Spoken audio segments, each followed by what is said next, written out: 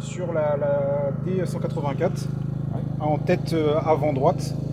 Donc ce qu'on vous propose, c'est un contre-feu latéral montant Mhm. avec une accroche. Donc, le département du Gard accueille comme chaque année la formation cadre feu tactique, une formation organisée par Balabre dans le département du Gard, puisque le département du Gard accueille depuis maintenant 20 ans les formations cadre feu tactique. Donc, la première semaine se déroule dans le Gard, ici à Bessèges puis au Vigan, et la deuxième semaine sera une semaine itinérante qui se déroulera dans le sud-ouest cette année pour terminer dans l'Aude et faire des retours d'expérience sur les grands feux qu'il y a eu cet été. Cette semaine, donc, nous sommes sur le retour d'expérience du feu de Bordezac et comme vous avez pu le voir, le but de cette formation, c'est de donner toutes les compétences nécessaires au personnel pour pouvoir faire du contre-feu en période estivale pendant la lutte lorsque la situation le nécessite. Donc bien évidemment, les stagiaires sont confrontés à des mises en situation.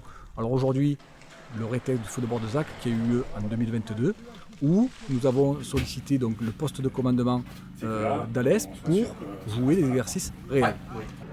Les stagiaires donc, en binôme partent faire des reconnaissances sur un feu que l'on simule, mais qui néanmoins garde les cicatrices du feu ayant déjà existé. Donc c'est assez important pour les stagiaires puisqu'ils arrivent à évaluer un petit peu la situation telle qu'elle était lors de l'incendie.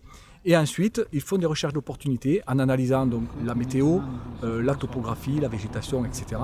Et ils reviennent au poste de commandement pour proposer au COS FDF5, puisqu'aujourd'hui on avait un FDF5 avec nous, le commandant Pascal Dupuis, qui a joué les exercices avec nous. Et ils essayent de le convaincre de la mise en œuvre ou pas, puisque une des plus grandes qualités d'un cadre tactique, c'est aussi de savoir renoncer et de dire non, là je ne peux pas. Donc du coup, ils sont mis en confrontation directe avec le COS, qui s'il ne comprend pas l'idée de manœuvre, s'il ne le sent pas ou s'il estime que c'est trop dangereux, refuse donc la mise en œuvre du feu tactique.